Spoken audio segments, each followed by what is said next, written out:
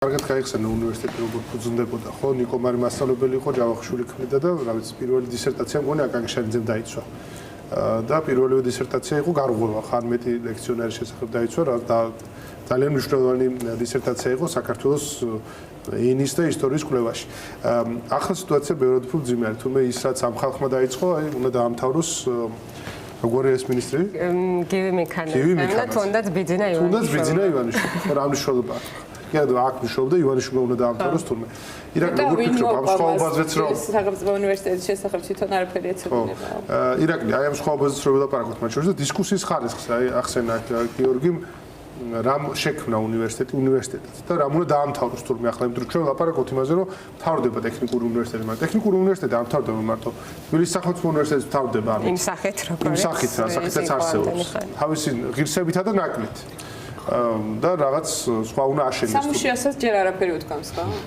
უმარებაშია რაღაცნაირად. ხვალ აქვს რაღაც შეკრება თესაუში და შეგონებას მისდევენ. როგორ თქვა იმან ხათუნოხოფერიან და ფიქრი რაღაც არის, ხო? აი რაღაც მაგჟანში არიან მგონი. ირაკლი, აი რო შევადაროთ მათ შორის. ხო, რაღაცნაირად ძალიან უხერხულია და ანუ ვერც კი შეიძლება სერიოზულად მოვეკიდოთ აი ამ დღევანდელი მოცემულობის და ერთ საუკუნის წინანდელი პროცესის და საერთოდ კულტურის და საერთოდ გაზომილების შედარებას, იმიტომ რომ მაშინ საუბარი იყო განვითარებულ ევროპულ საზოგადოებას, რომელიც ქმნიდა დემოკრატიულ სახელმწიფოს ირგვლივ ომის ცეცხლში და ერთი ხელით დამოუკიდებლობას იცავდა უწყვეტ ომებში და სისხლრიდა და მეორე ხელით დემოკრატიული ინსტიტუტების ფუნდამენტს აშენებდა და განათლების ფუნდამენტს ქმნიდა ევროპული დასავლური განათლების. ხო, აქ ორი აზრი არ იყო და ამიტომაც იყო ეს მტკიცე საფუძველი, რომელსაც ოკუპაცია და ტოტალიტარიზმი ბოლომდე მაინც ვერ მოერია, რომ არ განიხილებოდა, რომ რაღაცა ჩვენ ვართ რაღაც იზოლირებული, სადღაც ცალკე არსებული პლანეტა განათლების და მეცნიერების და კულტურის სფეროში, არამედ ჩვენ უნდა ვიყოთ გლობალური და განსაკუთრებით დასავლური და ევროპული კულტურის, ცივილიზაციის, მეცნიერების დისკუსიის ნაწილი, ხო? ამაზე იყო დისკუსია და ყოველგვარი შრომა მაშინ ერთი საუკუნის წინ და შემდეგ მით უმეტეს ოკუპაციის და ტოტალიტარიზმის პირობებში თუ კი რამე ოდნავ შესაძლებელი იყო რომ პროგრესული გაკეთებული იყო აი ამისთვის რისკავდნენ ადამიანების სიცოცხლე. ხა დღეს არ ვიცი ცხადია ხა რა თქმა უნდა დღევანდელი ჩვენი საზოგადოება არ ჩამოუვარდება და შეუძლებელი ამას ლაპარაკო ერთ საუკუნის მერე რაღაცა უფრო სუსტ პოზიციებზე ვიყოთ, მაგრამ პოლიტიკური მოცემულობა გაცილებით უფრო მძიმე და რთულია, იმიტომ რომ მაშინ დამოუკიდებლობის მოპოვების და ამშენებლობის წამოწყების ფაზა და ეს ენთუზიაზმი და მობილიზება იყო, როდესაც რაზეც ოცნებობდი რეალობად აქცევდა, ეხლა არის პირიქით გრევა, ხო? დაახლოებით ის წრე არის, რასაც მაშინელი საზოგადოება გადიოდა ოკუპაციის და ტოტალიტარიზმის პირობებში. ერთ-ერთში როგორც არ ვიცი მიხა ცხაკაიას და ფილიპე მახარაძის რო თავი დავანებოთ, ახლა ფორმალური განათლების ცენზი მაინც ჰქონდათ და ნაკითხი ხალხი იყო იდეების და სისასტიკის და მაკვეთების მიუხედავად.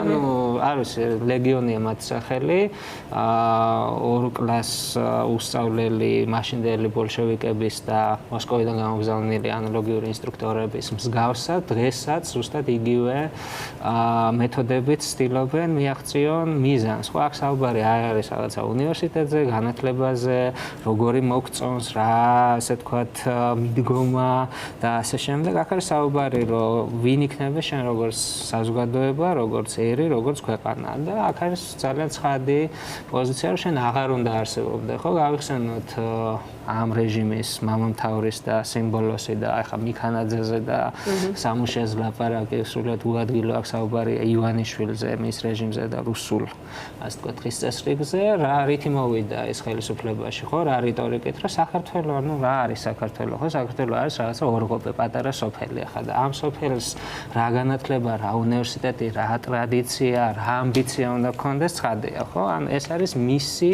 ხედვა, მისი პატრონის დაკვეთა, კრემლის კონკრეტული ოპტიმიზაცია, უფრო იოლად სამართავი, ნაკლებ დანახარჯიანი, აი ეს აქ ყველაფერი მეტის ძალაუფლების ლოგიკასთან, ხო? ანუ აქამდეც ახლა იგივე ჩვენი, ასე ვთქვათ, თანამოაზრეების და პროტესტში აქტიურად ჩართული ადამიანებისთვის ცოტა ესეთი უხერხული სანახავი იყო.